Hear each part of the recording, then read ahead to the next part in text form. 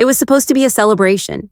After years of grueling work, of pulling late nights and early mornings, of mentoring teams and brokering partnerships, today was meant to mark the transition into something softer, something earned. Riley Langford stood in front of the massive window of her corner office, watching the skyline she had come to associate with her own evolution. The sun was setting behind the glass towers, casting gold over everything. She should have felt victorious. Instead, there was a strange tension in her chest. She wasn't retiring, not entirely, just stepping back. The sale of Langford and Company's Rainier, the tech firm she had founded and grown from her garage into a multi-million-dollar powerhouse, was supposed to liberate her. The boardroom battles were over. The investors had been paid handsomely. The transition plan had been carefully architected. Her successor, Nicole Benton, sharp, young, and, Riley had to admit, politically brilliant, was to take over the CEO role. Riley would stay on in an advisory capacity, at least for a few more quarters. That had been the plan. But plans have a way of unraveling. Her executive assistant, Ava, knocked on the door. "They're ready for you," she said, with a smile that didn't quite reach her eyes. Riley turned and straightened her blazer, smoothing the fabric out of habit. "Let's not keep them waiting." The boardroom was unusually quiet when she entered. No champagne, no standing ovation, just the board, seated in tight-lipped silence. Nicole sat at the head of the table, Riley's usual seat, her hands neatly folded on the table. Chloe, the PR director, gave a brief nod but avoided eye contact. Susan Kim, once her closest ally on the board, looked visibly uncomfortable. And then there was Eisen, her adopted son, sitting among them, which immediately set off alarm bells in Riley's mind. He had no position at the company, no reason to be here. Riley's stomach sank. Nicole cleared her throat and stood. "Riley, thank you for joining us. We've had an emergency session this afternoon following new findings from our legal team. There are concerns." "Concerns?" Riley said, eyes narrowing. Eisen leaned back in his chair, exuding a confidence that struck Riley as artificial. "Concerns about intellectual property ownership. Apparently, the coding framework used to launch our flagship product was developed before the company was officially founded, which would make its rights debatable." Riley stared at him. "You mean the framework I wrote in our garage when you were still in high school?" Nicole interjected, her voice polished and measured. "We're not suggesting malice, Riley, just that there are ambiguities in the documentation. And given the due diligence requirements of our new investors, we have to respond accordingly." Riley felt a flash of heat rise in her face. "Are you accusing me of stealing my own code?" "No one's accusing you," Chloe murmured, clearly wishing she were somewhere else. But it was Susan who delivered the blow. "The board has voted to suspend your advisory role, pending a full audit of the company's IP assets." Riley felt the air leave her lungs. Nicole sat again, her voice cool. "We'll, of course, continue to acknowledge you as the founder. Publicly, your legacy will be respected. But for now, we believe stepping away entirely will help us move forward with less friction." Riley blinked, stunned. "You're firing me."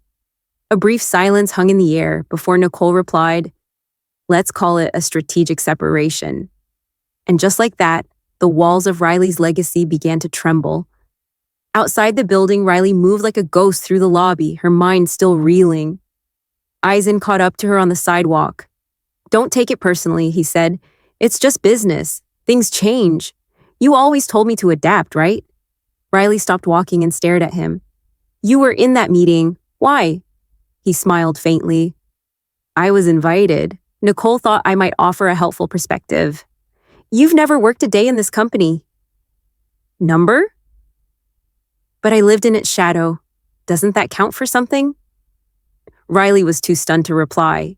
He continued. "You taught me to take opportunities when they show up. I'm just doing what you taught me." "No," Riley said, her voice shaking. "I taught you to build things. It's not to steal them." He shrugged, unfazed. "You built this, but it's not yours anymore." She watched as he turned and walked away. The city seemed to close in around her, neon lights blinking coldly through the dusk. That night, Riley sat alone in her penthouse. The silence was deafening. She tried to go over every conversation, every signature, every document she had signed in good faith. Could they really strip her of everything like this? She poured herself a glass of wine and walked to the piano, the same one she had bought after her first big acquisition. She played aimlessly, the notes wandering, unresolved. Then the doorbell rang. It was Susan.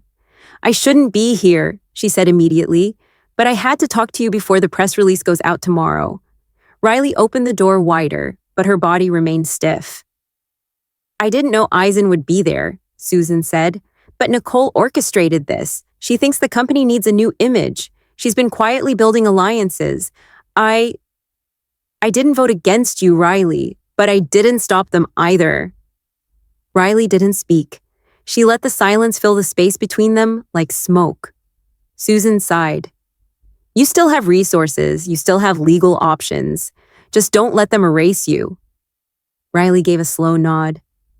"Thanks for the warning. But you've all already erased me." Susan opened her mouth to reply and then stopped, gave a brief nod, and left. By morning, Riley's name was out of the Langford and Company press releases. Her photo was gone from the website. The farewell message was sterile, impersonal, unsigned. She called her lawyer. "I want to know what they're using, what contracts, what evidence. I want everything." He agreed to look into it. Then she did something she hadn't done in years. She opened an old hard drive from her early coding days. Among dusty files and deprecated libraries, she found the source code, the framework that powered Langford's entire ecosystem. Metadata showed clearly that it had been authored under her personal copyright, before the company had ever been founded. Her hands trembled as she smiled. Let them audit. Let them try. They had made a fatal assumption, that she would walk away. A week later, Riley flew to San Francisco. She met with two of her oldest allies in the startup world, people who remembered who she had been before the brand, before the fame. "I want to build again," she said simply. One of them raised an eyebrow. "What are you building?" "Not what?" she said. "Why?" She pulled out a slim folder and placed the printed source code on the table. "This was never Langford's. It was always mine, and now I'm going to use it to expose them. But more than that, I'm going to use it to make something better, something honest." They looked at each other, then nodded.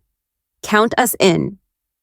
The sun dipped low as Riley pulled her suitcase through the grand entryway of the Langford estate, a sprawling, ivy-covered mansion nestled behind tall, wrought iron gates. It had once felt like home, a place where laughter echoed through the marble hallways and the scent of rosemary roast from the kitchen drifted into the study. But today, everything felt colder, hollow, like a house with too many secrets and no place left for love. She hadn't seen Chloe's car in the driveway. That was a relief. Riley wanted to avoid her. For now, she wasn't ready to confront her goddaughter, not after the last conversation they had. The memory burned fresh in her mind. "You're just a bitter old woman trying to cling to relevance," Chloe had sneered 2 weeks ago when Riley showed concern over some financial decisions made in her name. "Why don't you enjoy retirement and instead of snooping around like some watchdog?" Riley had said nothing then, just watched Chloe walk away in stilettos that clacked like gavel strikes on the stone path. But this time, Riley wasn't here to ask questions. She was here to reclaim her dignity. Inside, the maid, a new one, unfamiliar, stared at her in confusion. "Ma'am, can I help you?" "Would you like me to do the same for the next part if there is one? Here is your script with emotional punctuation added. It's sadly without changing the original text." "I'm not a guest," Riley said, lifting her chin. "Tell Mrs. Langford that Riley has returned." The maid hesitated. "Mrs. Langford isn't expecting company." "I imagine she isn't." Riley stepped past the woman and walked toward the grand staircase. Her hand brushed the banister she once helped polish during her early years in the house. She climbed steadily, her bones weary from travel, but her spirit steadied by purpose. Upstairs, the door to her former room was locked. She paused, then turned left. Chloe's office door was ajar. Inside, stacks of financial documents lay strewn across the desk. A laptop blinked with an open spreadsheet. Numbers scrolled endlessly. Riley stared at them for a long moment before reaching out to close the laptop. Not yet. The truth could wait. She needed rest. She found a guest room, untouched, and settled into the bed without unpacking. It was her first night back in a house that didn't yet feel like hers, but that would change. One way or another, the next morning brought tension like static in the air. Riley came down to breakfast, only to find Susan sitting at the dining table like a queen surveying her court. She wore a silk robe, her hair pulled into a tight bun, and her manicured fingers wrapped around a porcelain cup. "Well," Susan said, her tone thick with sugar. "Look what the wind blew in." Riley didn't sit. "Is Chloe home?" "She's in the city, business meeting." Riley nodded slowly. "Convenient." Susan leaned back. "So, what brings you back? Feeling nostalgic? Or did you finally get tired of playing lone wolf?" "I came for what's mine." Susan laughed. "Yours? Riley, you donated your time, not your name. You're just a caretaker." Riley's voice cut in, low and sharp. "Mentor? Partner? I've been called all that and worse. But you know what I was most of all? The one who made this house stand tall when everyone else would have let it rot." Susan's smirk faded. "You're overstepping." "No," Riley said, stepping closer. "You all underestimated me. That's different." They stared at each other for a long moment, a cold war forged in silence. Riley turned. "Tell Chloe I'm staying until I speak to her. If she wants me gone, she can say it to my face." Chloe didn't come home that evening, nor the next. By day 3, Riley was pacing the hallway outside her office door. What used to be her office before she was ousted like some irrelevant relic. The door swung open suddenly. Nicole stood there, surprised to see her. "Well, you didn't waste time moving in." Riley raised an eyebrow. "This room still smells like my perfume. You should have aired it out." Nicole didn't respond to the jab. Instead, she crossed her arms. "Look, if you're here to start drama, don't bother. Chloe is busy building an empire. She doesn't need distractions." "She needs truth," Riley said. "She's built that empire on fraud and stolen assets. And you helped her." Nicole stiffened. "That's a dangerous accusation." Riley stepped inside. "You and I both know about the shell companies, the fake consultancy fees, the property flips using insider information." Nicole looked away. "I don't know what you're talking about." Riley chuckled. "Loyal to the end, aren't you? Tell me, what's your cut?" Nicole's eyes flashed with anger.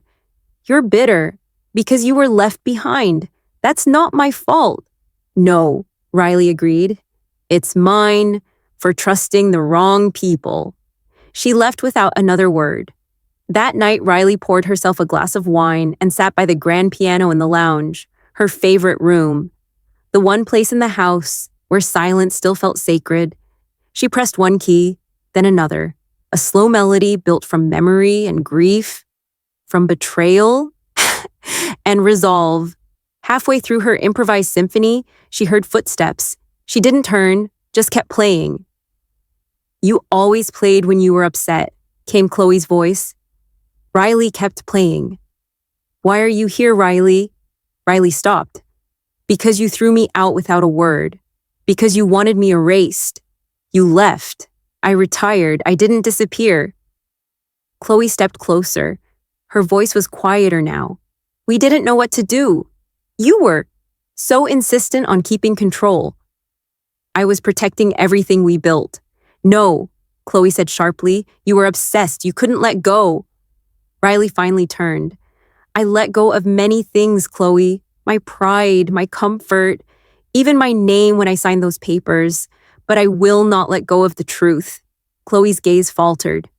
"What do you want?" "An audit." Chloe blinked. "What?" "An independent audit of every financial transaction made under my name and under the company's name since the day I left. If you have nothing to hide, you'll agree." Chloe hesitated. "You're not in charge anymore." Riley leaned in. "Then what are you afraid of?" Chloe said nothing. "I'll give you a week," Riley said. "Then I go public." She rose and left the room, her shadow long behind her. The week passed slowly. Riley made calls, old colleagues, friends, even one trusted lawyer. She compiled documents, bank records, emails. She worked late into the night, her desk cluttered with pages and memories. Each day, Susan glared at her in passing. Nicole avoided her altogether, but Chloe was still watching. On the seventh day, Riley found a sealed envelope on her desk. Inside, a preliminary audit. Not official, but damning. The numbers didn't lie. The firm had been siphoning funds through dummy accounts tied to Nicole and an anonymous offshore entity. Here is your script with added emotional punctuation, commas, periods, dashes, quotation marks, to enhance its emotional tone without changing your actual text. Riley recognized the trail, subtle, layered, and clever, but not clever enough. She stared at the last page. Her name signed off on multiple transactions. Forged. That night, Riley stood alone in the garden behind the estate. The sky was a vault of stars, silent and ancient. She knew what this meant. This wasn't just betrayal, it was identity theft, financial fraud, and it had been done under her name. She reached into her coat pocket and pulled out her phone. "I'm ready," she told her lawyer. "We go public next week, but first, I need to confront her alone." The morning after the confrontation, I stood at the window of my villa, watching the soft drizzle mist the glass. For the first time in years, the house felt like mine. Not rented, not borrowed, not begged for, but earned. Every brick, every tile on the roof, every pane in the tall windows, paid for by the sacrifices I had made when I still believed love was enough. But the silence in the house was deceptive. Beneath it, the ground trembled with unresolved things. I hadn't spoken to Eisen or Susan since that night. After Chloe's humiliation and Nicole's teary silence, I thought, perhaps, just maybe, they had accepted their defeat. I should have known better. People like them never retreat. They reload, and sure enough, by the third day, a delivery boy showed up at my door with a ridiculous bouquet of white lilies and orchids. Overly sweet, over-perfumed, the kind of flowers sent by someone trying to overwrite the stench of guilt with artificial grace. "From Mr. Eisen," the boy said, holding out the card with a flourish. I didn't even blink. "Leave it there," I said, pointing to the floor. He hesitated, clearly waiting for a tip. I handed him a $5 and closed the door before the bills had even left my fingers.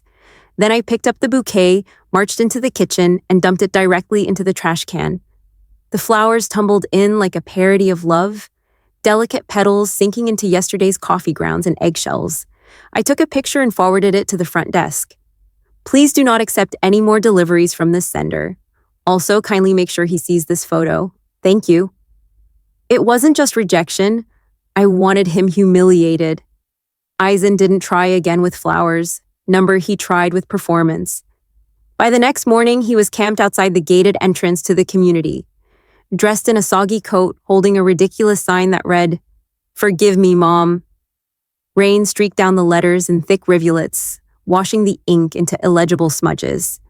The guards tried to wave him away. He refused.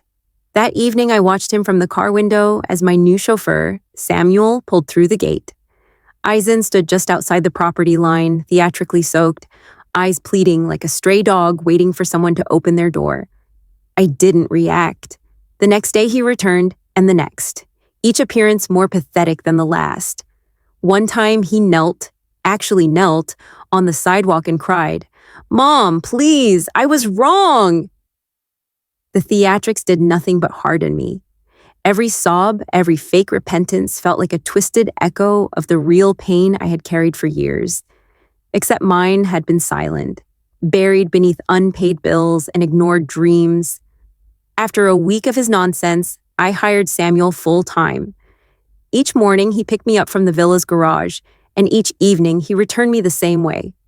No eye contact, no conversation, no access. Eisen kept up his farce for 2 full weeks, and then, just like that, he vanished. I thought it was over. I was wrong. One quiet Sunday afternoon, while sipping tea and reviewing some property portfolios, my phone buzzed with an unknown number. Against my better judgment, I answered. "Margaret," a familiar voice said. I froze. It was Richard. I hadn't heard that voice in 20 years. Sharp, rehearsed, cold, the same tone he used when he walked out on us with a suitcase and a shrug. "How did you get this number?" I asked. Eisen gave it to me. He came to my office last week, made quite the scene. I set my cup down carefully. "He said you kicked him out," Richard continued. "Begged me to convince you to take him back." My stomach churned. I told him I wasn't getting involved, reminded him I'm not even his biological father. The air in the room turned stale.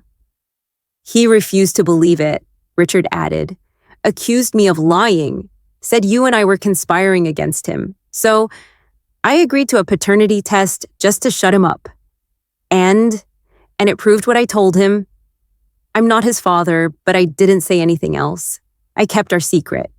I knew what he meant, the secret we had guarded all these years, the one I had sworn to protect, mostly for Eisen's sake. Thank you, I said quietly. I doubt it'll stay quiet for long. Richard said. He's angry, and now he knows something's missing. Be careful. He hung up. I sat still for a long time. Tea cold, heart hot. Eisen had gone from apology to manipulation in the blink of an eye. He didn't want forgiveness. He wanted power. The next time I saw him, he didn't cry or kneel. He didn't hold a sign. He showed up outside the real estate firm I had invested in. A polished suit, hair slicked back, the stench of desperation covered in expensive cologne. He smiled like nothing had ever happened. Mom, can we talk? I didn't dignify the mom with an answer. What do you want? I asked, crossing my arms. I just want to clear the air, he said, casually leaning on the hood of my car. No drama, just a mother and son, working through things. My blood boiled. You had your chance, I said, and you used it to throw me out like trash. I panicked. I didn't know what to do when you stopped earning. I made mistakes. Is that what you're calling it now? Mistakes? I'm sorry, okay? He said, voice pitched for sincerity. Let's start fresh. Come to dinner. Susan will cook. Chloe misses you. I laughed, a hard, bitter sound. You mean Susan will microwave leftovers? Chloe will pretend she's not embarrassed to be seen with me, and you'll ask me to transfer the inheritance back into your name? The smile slipped, just a little. I don't want money, Mom. I want family. You don't get to use that word. Not anymore. He stepped closer. You really think you're better off alone in that big house, with no one to visit you when you're old? This revenge you're nursing, it's going to rot you from the inside out. I looked him dead in the eye. You're not worried about my future. You're worried I finally have one without you in it. He opened his mouth, but I was already getting in the car. I rolled the window down halfway. Oh, and I spoke to Richard. You should really stop digging around in things you don't understand. His face went pale. What did he tell you? Nothing I didn't already know. But now you know it too. You're not his son. You never were. He stared, eyes wide, lips parting. And I'm not going to keep protecting you from the truth forever, I added. So if you want a war, I suggest you prepare yourself. Because next time, I won't be polite. Samuel pulled away without another word. That evening, I opened the dusty box hidden at the back of my closet.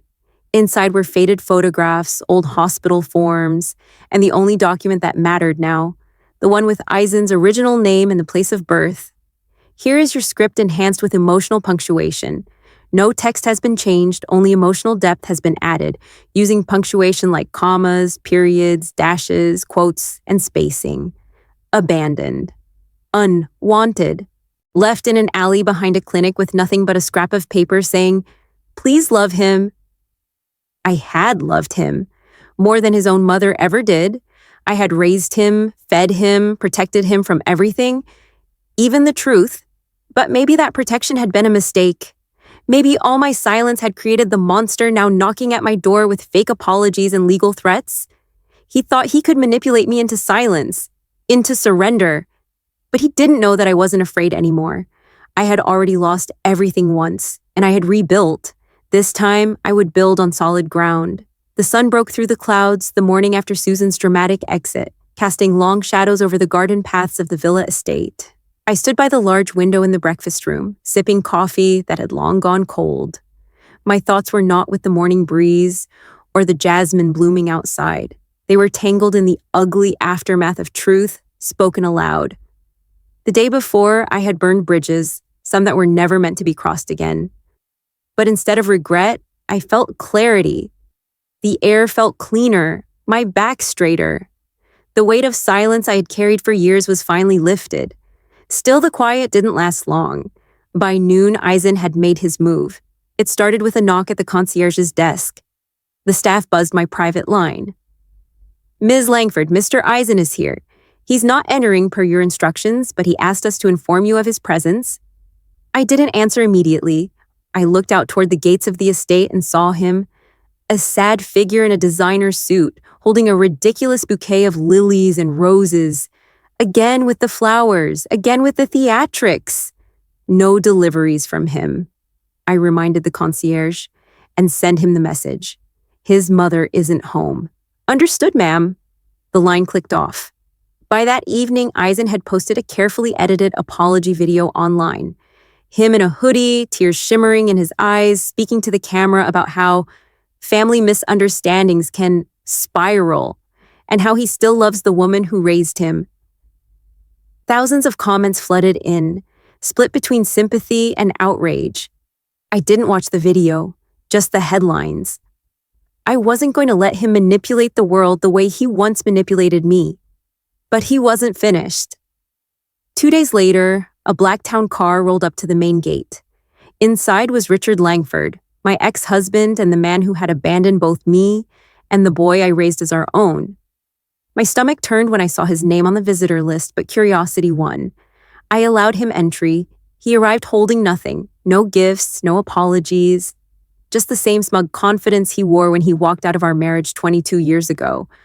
"I assume this isn't a social call," I said, greeting him in the marble foyer. He smirked. "Eisen reached out. I figured as much. He wanted me to help him guilt you. Thought maybe I could talk you down." "And did you?" He shrugged. "Told him I'm not his father. That should have shut him up. But the kid's more obsessed than ever. He's digging, asking about his past, wants to know why his real family rejected him."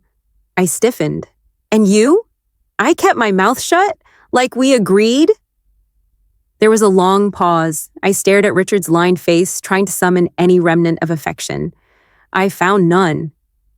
"You didn't come here just to report that?" I said. "No," he admitted. "I came to warn you. He's desperate. And when people get desperate, they get dangerous." Dangerous. The word echoed like a gunshot. Richard left soon after, having delivered his parting wisdom like some dark prophet. I returned to my office and sat at my desk, letting the silence settle. Then I opened the bottom drawer and pulled out the file I hadn't looked at in years. Eisen's adoption papers, born in April, abandoned in a church parking lot in New Jersey. No name, just a number tag pinned to the blanket. I had named him Eisen, after a violinist I once admired. There were no clues about his biological mother, just a scribbled note, premature, might not survive. But he did survive, and I made sure he thrived. He had been 5 when Richard and I split. Eisen never knew why his dad left, only that he did. I told him the truth in fragments over the years, but never the whole story. I always thought love could substitute for blood. I thought sacrifice would buy loyalty. I was wrong. 2 days later, Eisen escalated again. The concierge buzzed me late at night. "Ms. Langford, there's a situation." Eisen had bypassed the front desk. Somehow, he had slipped through the security gate and was now pacing outside the front door, banging on it like a lunatic. "I just want to talk," he shouted. I turned off all the lights and waited in the shadows. After 15 minutes of shouting, he finally stopped. I watched through the peephole as he slumped down onto the front steps. Then, to my astonishment, he pulled out his phone and began live streaming. Thousands of viewers poured in instantly. "My mother lives in this mansion," he said tearfully. "She raised me, sure, but now she treats me like garbage. All because I asked for help. She got rich and forgot her roots. Forgot the people who were there before the money. I saw the comment feed. Wow, she sounds heartless. Maybe she has a reason? You don't treat your mom like this, bro. I turned away, unable to watch. The next morning, the tabloids had picked it up. Tech heiress abandons adopted son after fortune. Family drama in the Langford legacy is blood thicker than bank accounts? Eisen's face was everywhere. It was war. But I wasn't about to play defense. That afternoon, I held a press conference. For years, I had avoided media attention, letting my wealth and reputation speak for themselves. But now, I had no choice. If I didn't tell the truth, someone else would twist it. I stepped onto the small stage outside my foundation's building, wearing a charcoal suit and no makeup. I wanted no artifice, no distraction, just truth. Many of you have seen the recent video circulated by a young man named Eisen Langford. I began. What he didn't tell you is that he threw me out of my home the moment I stopped being financially useful to him, that he encouraged others to discard me, that he tried to manipulate me emotionally and publicly when I refused to finance his lavish lifestyle. I paused, letting that sink in. I adopted Eisen when he was just a baby. He was left at a church, nameless, unloved. I gave him a name, a home, an education, a life. I loved him like any mother would. But love, unfortunately, cannot cure entitlement. It cannot erase betrayal. Reporters typed furiously. Flashes went off. I had their full attention now. I don't owe Eisen money. What I owe is truth, to myself and to others like me, people who have been used, discarded, and guilted into silence. No more. When I stepped down, the questions erupted. I ignored them all. I had said what needed to be said. That night, my inbox exploded. Messages from strangers, thousands of them. Some were hateful. Others were stories from people who had suffered similar betrayals by loved ones. But one message stood out. It was from a woman named Lydia, claiming to be a former social worker from New Jersey. She wrote, "I knew Eisen as a baby. I was the one who found him outside the church. I think I know who his birth mother is. If you want answers, real ones, I'm willing to talk." I sat back, heart pounding. Was it time to close the loop? To end the story where it began? Perhaps. But deep down, I knew this wasn't the end. It was the beginning of the real reckoning. Riley stood at the window of her villa, watching the drizzle trace winding paths down the glass. The rain always brought memories, some sweet, most painful. This morning was no different. The silence in her home had become a sanctuary, a place of calm after months of betrayal, confrontation, and painful truth. Here's your original script with emotional punctuation added. Commas, periods, dashes, quotation marks, to enhance rhythm, pauses, and feeling, without altering any of the original wording. But beneath that calm was the ever-present weight of what had transpired, and of what still lingered. She had expected Richard's call to bring some kind of closure. Instead, it had reopened wounds she didn't realize had only scabbed over. Her hands tightened around the warm cup of tea she held. Her former husband had confirmed what she feared. Eisen now knew he was not Richard's biological son. Worse, he seemed determined to dig deeper, to uncover secrets buried for decades. Riley had always known this day might come. She'd spent years preparing for it emotionally. But that preparation felt hollow now. She had taken in Eisen when he was abandoned, literally thrown away like trash. She had given him everything, love, stability, opportunity, and he had spat it all back in her face. Now, he was clawing at his roots, not to understand, but to weaponize the truth against her. A knock at the door broke the stillness. Riley froze. It was too early for her chauffeur, and she wasn't expecting anyone.